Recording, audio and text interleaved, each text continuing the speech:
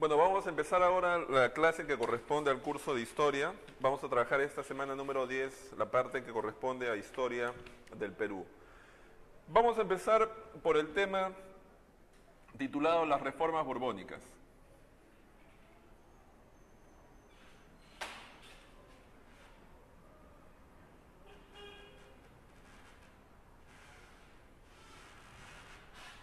Bueno, ¿qué cosa vienen a ser las reformas borbónicas? Las reformas borbónicas vienen a ser el conjunto de medidas que la corona española implementó a lo largo del siglo XVIII para poner en práctica un proceso, digamos, de retomar el control de las colonias americanas, las cuales a lo largo especialmente del siglo XVII habían ganado cierta autonomía, especialmente en el campo económico, en el campo social. España, que en esos momentos estaba gobernado por la dinastía de los Borbones, va a ser consciente de la necesidad de que vuelva a controlar de manera férrea, sobre todo la economía americana, ¿no?, para poder extraer los recursos pues, que esta sociedad generaba. En ese sentido, entonces, todas estas medidas que se tomaron en diversos campos, ¿no?, en el campo comercial, religioso, militar, etc., se conocen con el nombre de las reformas borbónicas. Veamos algunas de estas reformas, ¿no? Por ejemplo, las reformas que se dieron en el campo comercial. Estamos hablando fundamentalmente de lo que viene a ser el comercio colonial, el comercio exterior. En ese sentido, hay que señalar que luego de la firma del Tratado de Utrecht, a inicios del siglo XVIII, ¿no?, la corona española tuvo que flexibilizar el monopolio comercial que durante mucho tiempo había desarrollado con las colonias americanas, es decir, esta política de exclusividad de que solamente España podía comerciar con las colonias americanas. Es así entonces que en el siglo XVIII, especialmente en la segunda mitad, se comienza a flexibilizar de alguna forma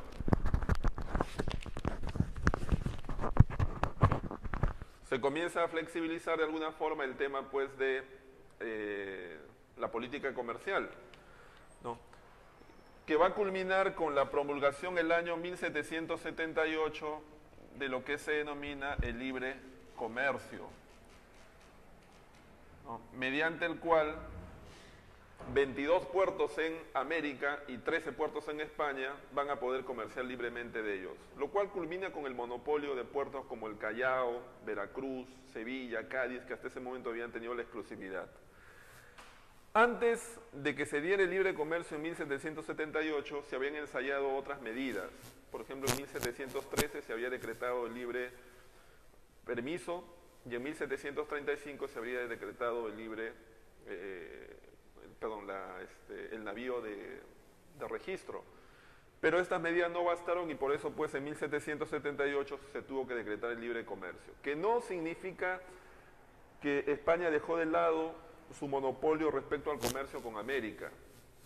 No es que permitió que otros países pudieran comerciar. Lo que hizo fue más bien abrir otros puertos de América y de España al comercio monopólico. Luego también hubieron medidas en el campo de la producción. En ese sentido, ¿no?, se trató de incentivar la producción minera, por ejemplo. Para ello se crearon algunas instituciones como el Banco de San Carlos, que tenía como misión otorgar préstamos a pequeños empresarios para que se dedicaran a las tareas de extracción minera. Luego también se creó el llamado estanco, ¿no?, el sistema de estanco, mediante el cual el Estado aseguraba la compra de determinados productos que se consideraban estratégicos, como una forma de asegurar, en este caso, ingresos para los productores. Se creó el estanco de la sal, el estanco de la coca, el estanco del tabaco, entre otros, ¿sí o no? También hubieron reformas en el campo fiscal, ¿no? En ese sentido, por ejemplo, se creó el sistema de aduanas, ¿no?, como una forma más eficiente de recaudar impuestos, especialmente el almojarifazgo y, por otro lado, el impuesto llamado alcabala. Y también se iban a establecer la legalización del reparto, ¿no? Se buscó legalizar el reparto, ¿no? El reparto se legaliza a través de la promulgación el año 1753 del llamado arancel de corregidores. Recuerden ustedes que el reparto era una práctica ilegal que se realizaba en realidad desde hacía mucho tiempo antes por parte de los corregidores, los cuales le vendían ilegalmente a los indígenas un conjunto de mercaderías que muchas veces no tenían ninguna utilidad para ellos. Viendo la corona de que era imposible oponerse a esta situación, es que decide más bien gravar con un impuesto esta venta y por otro lado establecer unos precios oficiales a los productos entregados a los indígenas, ¿no? Eso se conoce como la legalización del sistema de repartos. Igualmente hubieron algunas reformas de carácter político-administrativas,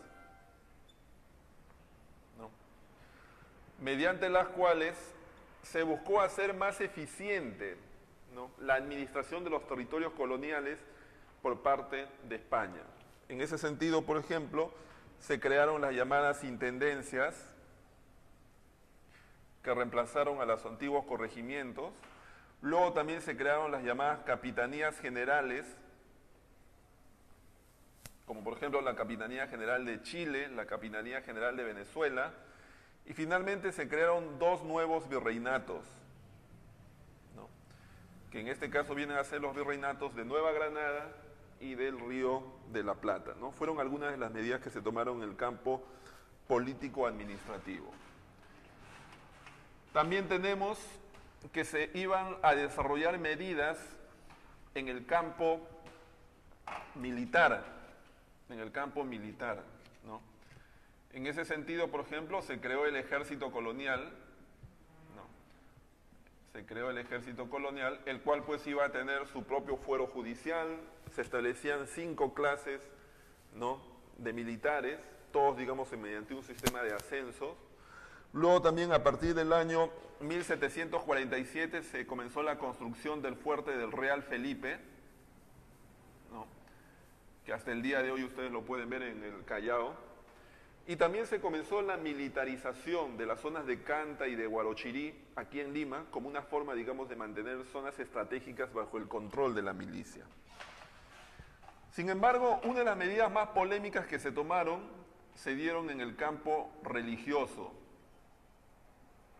¿no?, o también podríamos decir en el campo pues económico, ¿no?, que viene a ser la expulsión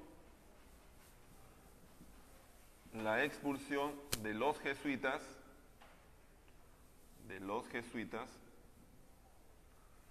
en 1767, ¿no? La orden religiosa de los jesuitas es expulsada de los reinos de España. Fundamentalmente esto tuvo como motivo el hecho de que los jesuitas pues eran una organización religiosa muy poderosa, ¿no? Tenían pues mucho poder económico ya que contaban con las propiedades de haciendas, plantaciones, gremios, tenían inversiones en minas y otras cosas. Pero por otro lado tenían mucho prestigio social y cultural, ya que los jesuitas tenían el control, por ejemplo, de los colegios de cacique, de los colegios mayores en los cuales se educaba la élite criolla, ¿no?, razón por la cual eran pues un escollo para la implementación de las reformas borbónicas, motivo por el cual la corona decide expulsarlos en 1767. Con los bienes que fueron confiscados a los jesuitas, se iba a conformar una organización conocida como la Junta General de Temporalidades, encargada de administrar estos bienes. Y con los colegios mayores que antes habían estado en manos de los jesuitas, se formó una institución educativa conocida como el Convictorio de San Carlos, que todos creo recordamos el papel que tuvo. ¿Cuáles fueron las consecuencias del conjunto de las reformas borbónicas? Varias, ¿sí o no? En primer lugar, por ejemplo, en América algunas regiones que hasta ese momento habían sido regiones de segundo orden, como Buenos Aires y Chile, comienzan a desarrollarse, producto pues de esta flexibilización que hay en el comercio y de esta nueva reorganización administrativa de lo que había sido el virreinato del Perú. Y en segundo lugar, un efecto más profundo vino a ser el impacto que tuvieron estas reformas especialmente sobre el conjunto de la población americana, sobre todo sobre la población indígena, la cual tuvo que afrontar una serie de impuestos, trabajos muchas veces mucho más agotadores, todo lo cual generó un clima de descontento bastante pronunciado. Vamos a pasar ahora al segundo tema, que tiene que ver con las llamadas rebeliones indígenas. Rebeliones indígenas. Ya. Ustedes tienen ahí en el cuadro número 2, está explicado el tema de las rebeliones, ¿no?, en el mundo colonial, ¿ya?, bajo el título de resistencia indígena. Bueno, a lo largo del siglo XVIII, ¿no?, paralelo a la aplicación de las reformas borbónicas, en América, pero especialmente en el Perú, se dieron una gran cantidad de rebeliones, ¿no? Desde simples azonadas o motines focalizados hasta procesos pues, revolucionarios que abarcaron territorios bastante amplios. Los dos movimientos más importantes fueron el primero, que estuvo liderado por Juan Santos Atahualpa,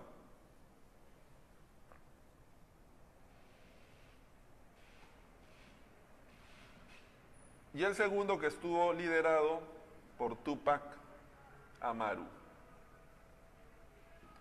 Túpac Amaru, ¿sí o no? Ya. Acerca de la revuelta de Juan Santos Atahualpa, en realidad se conoce muy poco, ¿no? Algunas de las cosas que se saben es que encabezó una rebelión que aproximadamente duró 10 años, entre 1742 y 1752. Se sabe que él era un mestizo o tal vez un indígena que llegó a la zona que en esa época se conocía como el Gran Pajonal, ¿no? Que está ubicado más o menos en la ceja de selva y parte de la Sierra Central del Perú, ¿no? En esa zona él inicialmente se dedicó a la agricultura, pero posteriormente iba a encabezar una revuelta. Esta era una región en la cual había muchos pobladores indígenas, algunos de origen ayaninca, y donde también habían llegado curas franciscanos para un proceso de adoctrinamiento de los pueblos nativos, y por otro lado muchos colonos de origen mestizo o criollo, que comenzaron a cometer una serie de excesos, todo lo cual generó pues un clima de descontento que fue canalizado por Juan Santos Atahualpa en una revuelta que duró, como les digo, más o menos 10 años. Pero así como había aparecido de forma misteriosa, esta revuelta se extinguió, ¿no? Finalmente Juan Santos Atahualpa muere en 1761. ¿no? Sobre quien sí tenemos mayor información es sobre Túpac Amaru II. La revuelta de Túpac Amaru II, ¿no? atravesó por dos fases, ¿no? Una primera fase conocida como la fase cusqueña, o también conocida como la fase quechua, y una segunda fase conocida como la fase aymara, conocida también como la fase altiplánica. ¿no? Altiplánica. Esta primera fase cusqueña o quechua es una fase en la cual, ¿no? los eventos ocurren fundamentalmente en el Cusco, ¿no? y en la cual participa mayoritariamente población indígena de ascendencia quechua. Estuvo dirigida por José Gabriel Condorcanqui, que era un hacendado, un hombre de la élite indígena, muy poderoso y muy vinculado al poder político y religioso del Cusco de ese momento, y acompañado de su esposa, pues, Micaela Bastidas. Ambos iban a iniciar en noviembre de 1780 una rebelión, ¿no? que sacudió en realidad las estructuras del régimen colonial. Esto se inició el 4 de noviembre de 1780 cuando Túpac Amaru, ¿no? apresó al corregidor de esta localidad, Antonio de Arriaga, y lo ejecutó. Inmediatamente las tropas desde el Cusco salieron para develar la revuelta de José Gabriel Condorcanqui, pero se enfrentaron en una batalla conocida como la batalla de Sangarará, en la cual Túpac Amaru venció a estas tropas. Acto seguido, Túpac Amaru se declaró descendiente de los incas de Vilcabamba y asumió el nombre de Túpac Amaru II. Y comenzó a tomar una serie de medidas, como por ejemplo abolir la mita, abolir el tributo, abolir el reparto, abolir la esclavitud, entre otras cosas. Mientras estaban sucediendo todos estos eventos en Lima, el virrey, en este caso Jáuregui, que en esos momentos recibía la visita de Areche, ¿no? que era en este caso un visitador enviado desde España para supervisarlo, ¿no? decide en este caso mandar una expedición punitiva desde Lima hacia el Cusco, dirigida por el propio Areche. Este se va a enfrentar a Túpac Amaru en la batalla de Chocacupe, donde lo va a derrotar. Túpac Amaru va a lograr huir del campo de batalla, pero va a ser finalmente apresado en una localidad llamada Langui. ¿no? Poco después va a ser juzgado y finalmente va a ser ejecutado, como ustedes pueden ver en la práctica, ¿no? con el ajusticiamiento mediante el descuartizamiento, sino que es bastante conocido estas escenas. ¿no? Muerto Túpac Amaru, sin embargo, la rebelión continuó, pero esta vez en otra área geográfica, en la zona del altiplano, en lo que hoy día viene a ser el departamento de Puno y buena parte de Bolivia. Pero ahí más bien la población rebelde estuvo conformada por indígenas de origen aymara, y sus líderes fueron Diego Cristóbal Túpac Amaru y Julián Apaza, que se autodenominó Túpac Katari, ¿no? Entre ambos personajes lideraron una revuelta que duró también varios meses, pero existían muchas tensiones entre ellos, ¿no? Además, no eran líderes tampoco demasiado carismáticos. Algunos de ellos, por ejemplo, les gustaba mucho la bebida y estas cosas, y por lo tanto, no era pues un ejemplo muy fuerte, digamos, para aglutinar a los sublevados. Finalmente, ¿no?, Diego Cristóbal Túpac Amaru va a firmar una paz con los españoles conocida como la Paz de Sicuani, pero poco después va a ser ejecutado. La misma suerte va a correr Túpac Katari, con lo cual el ciclo de las revueltas indígenas va a culminar. No hay que olvidar, por si acaso, que el origen de estas revueltas, ¿no?, especialmente la de Túpac Amaru II, se encuentra pues en la situación de opresión que en esos momentos, ¿no?, sacudía al mundo andino, ¿no? La mita, la alcabala, ¿no?, el tema del corregimiento, los repartos, el tributo, un conjunto de mecanismos por los cuales el Estado colonial presionaba a la población indígena, a los comerciantes, etcétera, para obtener ingresos, pero que trajeron como consecuencia pues todo este clima de descontento y de rebelión generalizada que se dio en el Perú del siglo XVIII. Vamos a pasar ahora a un tercer tema, ¿no?, que tiene que ver con la crisis del Imperio Español. La crisis del Imperio Español. Ustedes tienen ahí en su práctica este tema desarrollado, ¿no?, en el cuadro número 3. ¿A qué se denomina crisis del Imperio Español? Es la primera pregunta, ¿sí o no? Bueno, vamos a hablar aquí acerca de un conjunto de eventos que ocurren en España entre 1808 y 1813, ¿no?, y que tuvieron un impacto muy importante, ¿no?, en el proceso futuro de independencia de América, ¿no? Es decir, digamos, si aquí encontramos España y aquí encontramos a América, ¿no?, lo que les quiero decir es que esto que llamamos la crisis del Imperio Español, que sucedió en estos años, tuvo un impacto muy fuerte sobre América, ¿no? ¿Por qué? Porque luego de estos eventos, en América se comenzó a percibir una serie de cosas que hasta esos momentos eran inéditos para la historia americana, ¿no? Por ejemplo, ideas como la soberanía, ideas como, por ejemplo, la representatividad,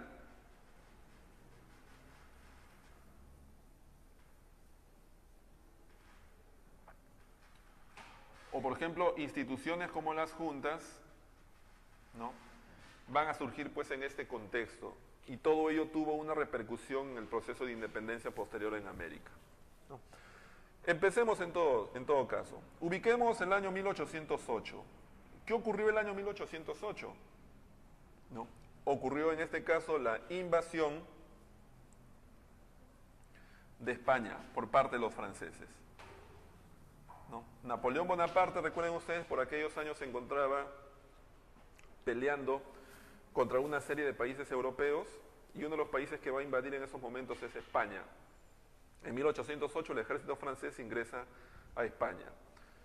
Inmediatamente coloca en el trono de España a uno de sus hermanos, que es José Bonaparte, y el ejército español se va a rebelar contra el rey, fundamentalmente porque lo va a acusar pues de haber tomado malas decisiones, tener una política exterior, digamos, poco acertada, todo lo cual, ¿no?, lo va a obligar a abdicar, es decir, a renunciar al poder, y el rey se va a refugiar en Portugal. Estamos hablando de Fernando VII, rey de España en esos momentos. Entonces, en ese momento, ¿cuál es la situación? Vean ustedes. El ejército francés ha ingresado a España, hay un monarca extranjero que es José Bonaparte, y Fernando VII, que hasta esos momentos había sido rey, está refugiado en Portugal. Es en esos momentos entonces que parte de la burguesía española va a tratar de hacer un conjunto de reformas para tratar de modernizar la sociedad, la política y la economía de la península ibérica. En esos momentos entonces se va a formar la llamada, ¿no?, Junta Central Suprema, ¿no? Es decir, en 1810 se forma la llamada Junta General Suprema. Y una de las medidas que va a tomar esa junta es convocar a los representantes de todas las regiones de los reinos de España, tanto de América como de la propia península ibérica, a conformar una gran asamblea en la ciudad de Cádiz, que se va a conocer con el nombre de las Cortes de Cádiz. ¿No? Se convocan las Cortes de Cádiz, entonces, de todas partes de los reinos hispanos, ¿no?, de Nueva Granada, del Perú, de Buenos Aires, y por supuesto también, pues, por ejemplo, de León, de Castilla, de las regiones españolas, comienzan a llegar los representantes. En el caso del Perú, por ejemplo, quien va a viajar para cumplir esa función es Vicente Morales Suárez, ¿no?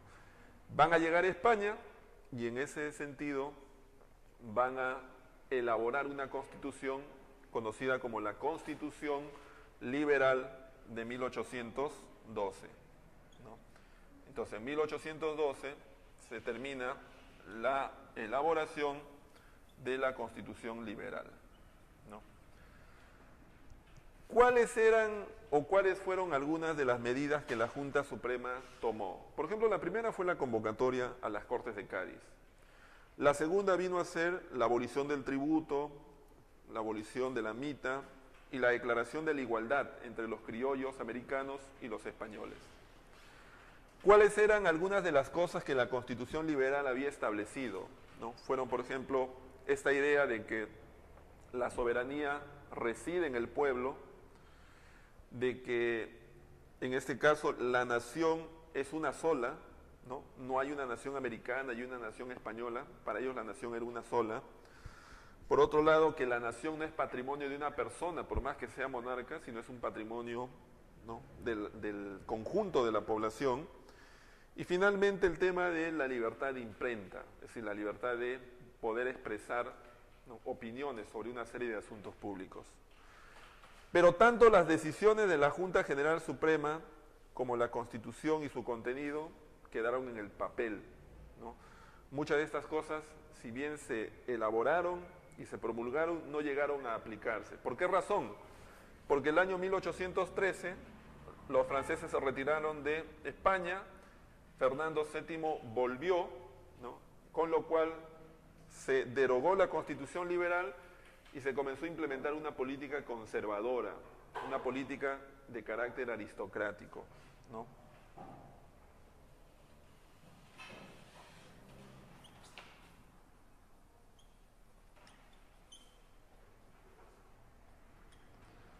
Ya. Entonces, esto viene a ser el tema de la crisis del Imperio Español. Ahora, cerremos este tema indicando lo siguiente, ¿sí o no? ¿Cuál vino a ser o cuáles vinieron a ser las principales consecuencias, los efectos que tuvieron todos estos eventos sobre América, ¿no? En ese sentido hubo dos efectos que ya los he esbozado al inicio de esta explicación. El primero de ellos tuvo que ver con que iban a llegar a América un conjunto de ideas que hasta ese momento pues eran desconocidas, eran inéditas, tanto en la historia española como en la historia americana. Esta idea, por ejemplo, acerca de la soberanía popular.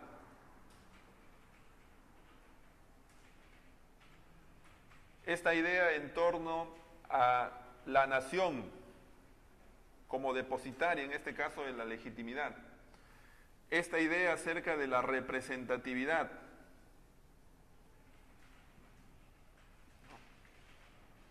O la misma noción, por ejemplo, de libertad, ¿no? Pero por otro lado, llegarían a América también un conjunto de prácticas que hasta ese momento no se habían dado, como por ejemplo estas organizaciones que surgieron en España, que fueron las llamadas juntas. A raíz de esto es que en América también se iban a formar juntas, ¿no? Algunas juntas se formaron pues pocos meses después de que el rey huyó a Portugal, ¿no? Fueron las llamadas juntas fidelistas, como por ejemplo la Junta de Chuquisaca, la Junta de La Paz, juntas que declaraban abiertamente que se estaban formando para defender los derechos del rey, que en esos momentos estaba refugiado en Portugal. Pero igualmente surgieron otras juntas, que fueron juntas más bien que, aprovechando esa coyuntura, trataron de dar los primeros pasos en lo que iba a ser un proceso pues de independencia. Esas juntas fueron conocidas como las juntas separatistas, ¿no? Entre ellas tenemos pues a las juntas de Nueva Granada, la Junta de Caracas, a la Junta de Chile, a la Junta de Buenos Aires, entre otras. ¿Ya? Bueno, entonces esas son las consecuencias de la crisis del Imperio Español sobre América. ¿Ya? Pasemos a ver otro tema, ¿no? Esta vez vamos a trabajar lo que corresponde pues a los precursores.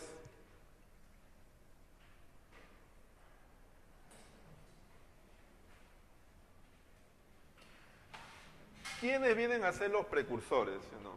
Bueno, los precursores son un conjunto de personajes que entre fines del siglo XVIII e inicios del siglo XIX, con sus ideas, con sus actos, ¿no?, de alguna forma prepararon las condiciones que hicieron posible en las décadas posteriores el proceso de independencia en América. Algunos de ellos lo hicieron pues de manera consciente, ¿no?, teniendo claro, digamos, ese propósito, y otros en realidad lo hicieron de manera inconsciente, ¿no?, porque trataron más bien de arreglar un poco las cosas, pero finalmente sus medidas desembocaron en acciones que favorecieron el proceso independentista. Es por eso que los llamados precursores del proceso de independencia se dividen en dos grupos, ¿sí o no? Tenemos por un lado los llamados reformistas, y por otro lado tenemos a los llamados separatistas.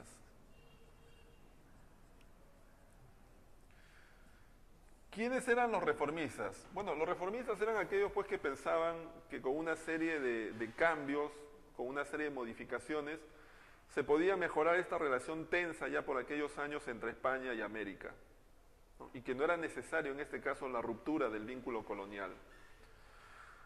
Un hombre, por ejemplo, que pensaba en este sentido era Toribio Rodríguez de Mendoza.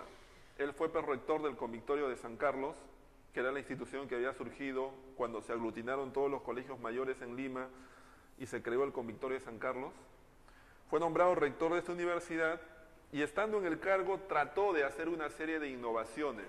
Reorganizó, por ejemplo, los planes de estudio, permitió el ingreso de algunos grupos sociales nuevos, en este caso al Convictorio. Sobre todo él quería reclutar a lo mejor del talento nacional al margen de su carácter, digamos, económico, al margen de su condición económica. Y por otro lado, introdujo la lectura de una serie de autores que hasta esos momentos pues habían estado prohibidos o eran desconocidos, ¿no? Autores como Rousseau, Voltaire, Montesquieu, ¿no?, Newton, ¿no?, Galileo, etc. Sin quererlo de alguna manera, en las aulas del Convictorio de San Carlos, ¿no?, Toribio Rodríguez de Mendoza estaba dando forma, ¿no?, a una generación que en décadas posteriores pues iba a formar parte de aquellos que impulsaron el proceso independentista, algunos de los cuales incluso llegarían a ser políticos importantes en las primeras décadas de la vida republicana. Otro personaje en ese sentido es José Baquíjano y Carrillo, ¿no? José Baquíjano y Carrillo era pues un profesor de la Universidad de San Marcos, al cual se le encargó la tarea de elaborar el discurso de bienvenida al virrey Jáuregui, cuando éste llegó a Lima para asumir el cargo. Obviamente era un discurso de homenaje en el cual tenía que hablar de las bondades, en este caso del virrey, dándole la bienvenida de todos los peruanos. Pero Baquíjano, que era un hombre consciente de la situación de crisis que se vivía a nivel social y económico en el Perú, aprovechó la oportunidad y más bien escribió un texto que de forma muy elegante y muy aguda, ¿no?, planteaba una serie de críticas y observaciones al sistema colonial, ¿no? Ese texto es conocido como, ¿no?, el elogio al virrey Jáuregui, ¿no?, y es un texto bastante importante en la historia del Perú. Otro personaje importante es Hipólito Unanue, ¿no? Hipólito Unanue pues era un médico, un hombre vinculado al Colegio de Medicina de San Fernando, un hombre además muy enterado de la política de la época, ¿no? Fue, como ustedes saben, secretario personal del virrey Pezuela y posteriormente fue ministro de Hacienda de San Martín durante la época del protectorado. Además fue un hombre que siempre estuvo permanentemente consultado por los que llegaban al país, ya que estaba muy enterado de toda la situación que vivía nuestra patria por aquellos años. Pero junto a estos reformistas, que ustedes pueden ver, en ningún momento se atrevieron a cuestionar directamente el orden colonial, estaban los separatistas, ¿no? Es decir, aquellos personajes que abiertamente declaraban su crítica al sistema colonial y que expresaban sus ideas sobre la necesidad de que España y América se separaran, se rompiera el vínculo. Uno de estos personajes fue Juan Pablo Vizcardo y Guzmán. Juan Pablo Vizcardo Guzmán pues era un sacerdote jesuita que había tenido que salir del Perú cuando estos fueron expulsados en 1767. Y en el extranjero escribió un texto conocido como la Carta a los Españoles Americanos en 1791, que es un texto clave en la historia del Perú porque ahí se plantean ideas como que hay una sola gran nación, que es la nación americana, ¿no? Que los americanos tienen que unirse para romper el yugo de España, ya que España en realidad no legitima y justifica su condición de metrópoli, y por otro también da razones de carácter económico por las cuales en realidad América debe sacudirse del yugo español. Es un texto en realidad en el cual están esbozadas las más importantes ideas respecto a por qué América debía independizarse, ¿no? Otro personaje de corte separatista es José Baquíjano y Carrillo, ¿no? Que era un miembro de una prominente familia limeña perteneciente a la aristocracia de estas regiones. Era un hombre dedicado a la milicia y a la política, y durante mucho tiempo fue quien transmitió a San Martín mucha información acerca de los preparativos, ¿no?, ante la posible llegada del ejército chileno-argentino hacia el Perú, ¿no? Era un hombre que estaba en Lima y se codeaba con lo mejor del círculo político, militar y eclesiástico de Lima, y con esa información, ¿no?, se la transmitía a San Martín, que en esos momentos se estaba preparando en un primer momento su ejército en Mendoza, Argentina, y posteriormente estando en Chile, ¿no? Le enviaba información para que se tuvieran tanto de cuáles iban a ser las decisiones y las movidas que el ejército, ¿no?, realista iba a realizar en su contra. En ese sentido fue un hombre pues algo así como un espía de gran nivel al servicio de la causa patriota. Él escribiría un texto titulado 28 causas por la independencia del Perú, ¿no?, que es también un texto muy importante. Finalmente, vamos a trabajar ahora, culminado este tema de los precursores, vamos a trabajar ahora el tema de la corriente libertadora del sur.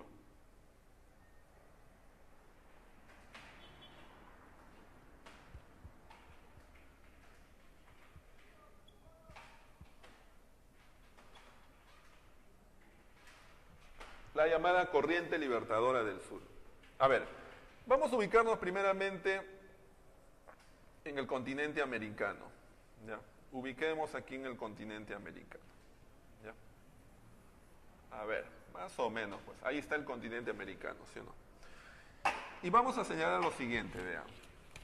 En primer lugar, ubiquémonos en el año 1816, ¿ya? ¿Qué es lo que ocurrió en 1816? Aquí, en Buenos Aires, se había consolidado la independencia de la Argentina. Aquí, en Caracas, se había consolidado la independencia de Venezuela. Pero mientras eso ocurría, aquí en Lima, continuaba pues el poder realista. Lima era el bastión realista en América. Y desde Lima partían las principales expediciones militares que develaron un conjunto de intentos de rebelión antes de 1816. En esos momentos, recuerden ustedes, era virrey del Perú Abascal. Por ejemplo, cuando el año 1814, ¿no? El año 1814, cuando en Chile se organizó un primer intento de independencia, ¿no?, dirigido por O'Higgins, fue develado desde Lima por tropas enviadas por el virrey Abascal. Entonces, Lima se había convertido en el principal foco de la resistencia, en este caso, española sobre América. Es así, por ejemplo, que Buenos Aires tomó conciencia de que para poder garantizar su independencia en el largo plazo era necesario que expulsaran a los españoles del Perú, razón por la cual, ¿no?, organizaron 2 expediciones a través del Alto Perú con dirección a Lima, que fueron las expediciones de los generales Belgrano y Castelli. Ambas fueron derrotadas por el ejército realista.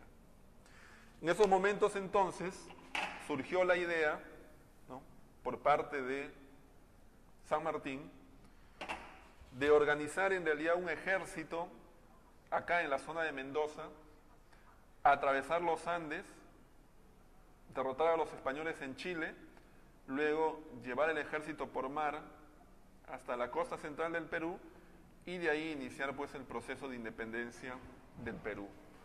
Esa era la estrategia que estaba planteando San Martín, ¿no? Todo este proceso que he marcado con negro se conoce como la corriente libertadora del sur. Pero paralelamente a ese proceso se estaba dando también desde el norte, ¿no?, la llamada corriente libertadora del norte, en este caso dirigida por Simón Bolívar. Pero ese es un tema que vamos a ver en la semana siguiente. Entonces, dicho eso, vamos a tratar de ver ahora un conjunto de datos referidos en este caso al tema de la corriente libertadora del sur, ¿ya? Vamos a borrar entonces el mapa, ya lo vieron ustedes y captaron una idea general y principal.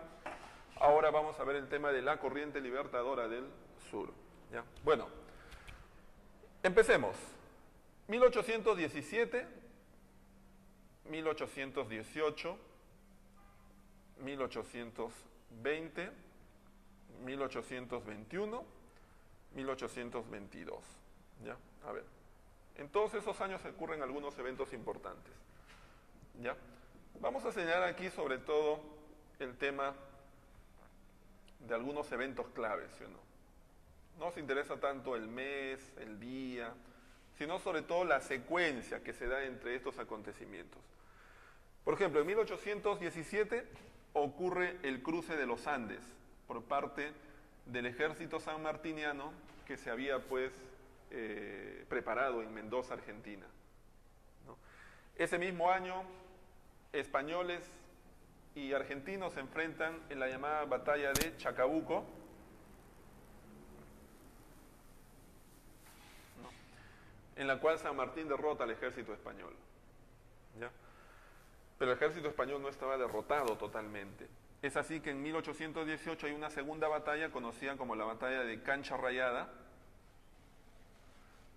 donde el ejército español derrota al ejército sanmartiniano, pero pocos meses después hay una tercera batalla conocida como la batalla de Maipú, donde finalmente San Martín derrota al ejército español y consolida la independencia de Chile. El año 1820, San Martín se traslada al Perú por mar, el almirante Cochrane con su flota lo traslada hasta la zona de Pisco, ¿no?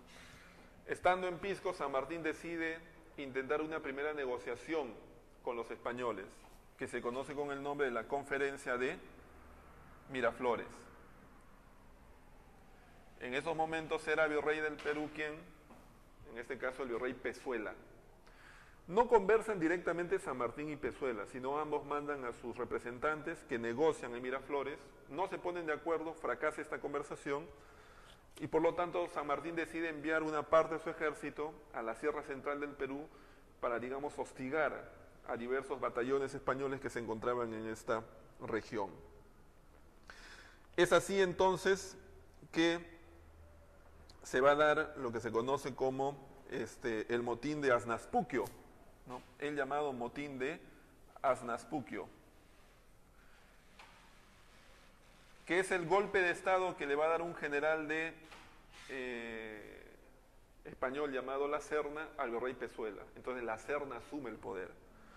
En esos momentos se inicia un nuevo intento de conversación conocido como la Conferencia de Punchauca. Esta vez sí conversan directamente San Martín y el nuevo virrey La Serna, pero esa conversación también fracasa.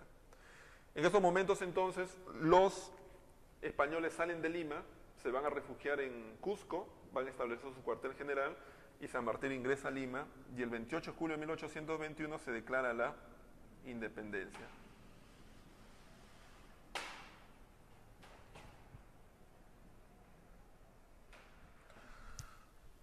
Entre 1821 y 1822 se desarrolla el llamado protectorado. Y en 1822 San Martín viaja a la llamada entrevista de Guayaquil, a entrevistarse con Simón Bolívar, ¿sí o no? Ahora, ¿cuáles fueron algunas de las medidas tomadas por San Martín en el llamado protectorado? ¿No? ¿Las medidas cuáles fueron? A ver, vamos a ver, medidas. Están en su práctica, no vamos a comentarlas más que escribirlas. En primer lugar, por ejemplo, San Martín promulgó el llamado Estatuto Provisorio, que es una especie de primer reglamento de gobierno, ¿no? En el cual se establecía, por ejemplo, que la Iglesia Católica era la religión oficial, se establecía la libertad de imprenta, ¿no? También en estos momentos San Martín convoca al primer Congreso Constituyente que va a estar dirigido por Javier de Luna Pizarro, y toma una serie de medidas, como por ejemplo, declara la libertad de vientres, es decir, la libertad de todos esclavos nacidos luego del 28 de julio de 1821, va a abolir la mita, va a abolir el tributo, va a crear la bandera, el himno, el escudo, va a fundar la Biblioteca Nacional, va a crear la Legión del Perú como una condecoración militar y va a crear también la Orden del Sol, una especie de legión, ¿no?, de personas destacadas, que fue una estrategia para tratar de ganar a la población, especialmente a la élite aristocrática limeña, ¿sí o no?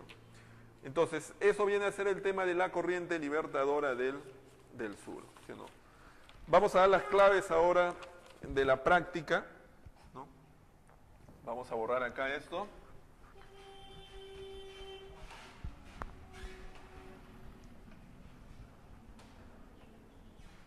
Y vamos a colocar las claves de la práctica, ¿no?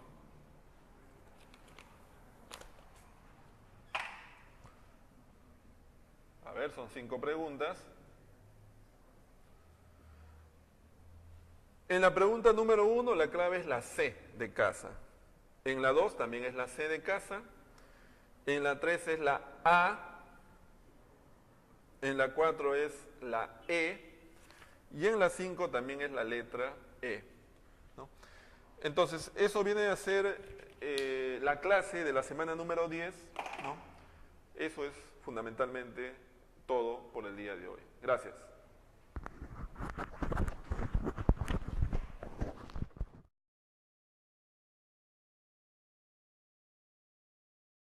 En ese sentido, por ejemplo, se creó el sistema de aduanas, ¿no?, como una forma más eficiente de recaudar impuestos, especialmente el almojarifazgo y, por otro lado, el impuesto llamado alcabala. Y también se iban a establecer la legalización del reparto, ¿no? Se buscó legalizar el reparto, ¿no? El reparto se legaliza a través de la promulgación el año 1753 del llamado arancel de corregidores. Recuerden ustedes que el reparto era una práctica ilegal que se realizaba en realidad desde hacía mucho tiempo antes por parte de los corregidores, los cuales le vendían ilegalmente a los indígenas un conjunto de mercaderías que muchas veces no tenían ninguna utilidad para ellos. Viendo la corona de que era imposible oponerse a esta situación, es que decide más bien gravar con un impuesto esta venta y por otro lado establecer unos precios oficiales a los productos entregados a los indígenas, ¿no? Eso se conoce como la legalización del sistema de repartos. Igualmente hubieron a la dinastía de los Borbones, va a ser consciente de la necesidad de que vuelva a controlar de manera férrea sobre todo la economía americana, ¿no? Para poder extraer los recursos pues, que esta sociedad generaba. En ese sentido, entonces, todas estas medidas que se tomaron en diversos campos, ¿no? En el campo comercial, religioso, militar, etcétera, se conocen con el nombre de las reformas borbónicas. Veamos algunas de estas reformas, ¿no? Por ejemplo, las reformas que se dieron en el campo comercial. Estamos hablando fundamentalmente de lo que viene a ser el comercio colonial, el comercio exterior.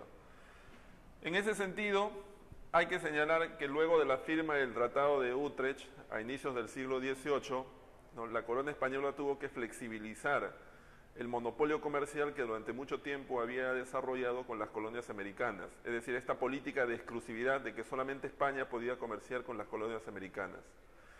Es así entonces que en el siglo XVIII, especialmente en la segunda mitad, se comienza a flexibilizar de alguna forma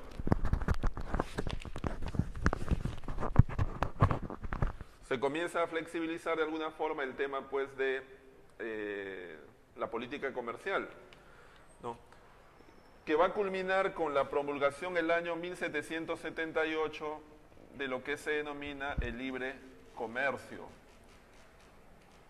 ¿no? Mediante el cual 22 puertos en América y 13 puertos en España van a poder comerciar libremente de ellos, lo cual culmina con el monopolio de puertos como el Callao, Veracruz, Sevilla, Cádiz, que hasta ese momento habían tenido la exclusividad.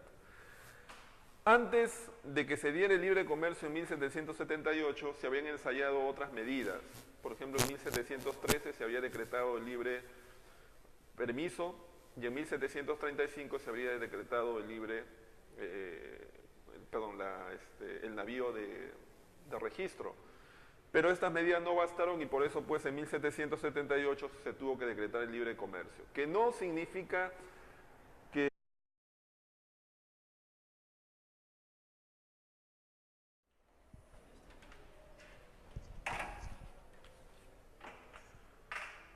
Bueno, vamos a empezar ahora la clase que corresponde al curso de Historia. Vamos a trabajar esta semana número 10, la parte que corresponde a Historia del Perú. Vamos a empezar por el tema titulado Las Reformas Borbónicas.